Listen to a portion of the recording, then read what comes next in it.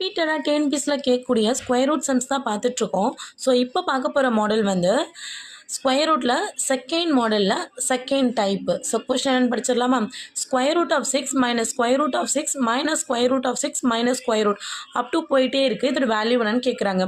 ஓகேவா? இதுலேயே வந்து பார்த்தீங்கன்னா ஏ டைப்பில் வந்து ப்ளஸ் வச்சு சொல்லி கொடுத்துருப்பேன். இப்போ பி டைப்பில் வந்து நடுவில் மைனஸ் வந்து எப்படி சால்வ் பண்ணுறது தான் பார்க்க போகிறோம். ஸோ என்ன நம்பர் கொடுத்துருக்காங்களோ அந்த நம்பரை பக்கத்தில் இருக்க சைனோடு சேர்த்து எழுதிக்கோங்க. ஸோ 6 கொடுத்துருக்காங்க, 6க்கு பக்கத்தில் இருக்க சைனு மைனஸ் எழுதிட்டோமா? இதுக்கு பார்த்தீங்கன்னா நம்ம ஆப்ஷனை தான் ஃபோக்கஸ் பண்ண போகிறோம். எந்த 2 நம்பர்ஸை மல்டிப்ளை பண்ணால் 6 வரும்னு பாருங்கள். எந்த 2 நம்பர்ஸை மல்டிப்ளை பண்ணால் 6 வரும்? 2ம் 3யும் மல்டிப்ளை பண்ணால் 6 வரும். ஸோ அதை ஃபேக்டரைஸ் பண்ணுற மாதிரி எழுதிட்டோமா? இப்போ என்ன சைன் இருக்குது பாருங்களேன்.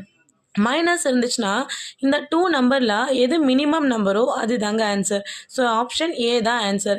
இன்கேஸ் இந்த இடத்துல ப்ளஸ் வந்துச்சு, கொஷனில் இங்கே ப்ளஸ் இருந்துச்சு அப்படின்னா எது கிரேட்டர் நம்பரோ அதுதான் ஆன்சர். ஸோ இந்த மெத்தடை யூஸ் பண்ணி இந்த சம்மை சால்வ் பண்ணுங்கள். என்ன ஆன்சர் வந்து கமெண்ட்டில் சொல்லுங்கள்.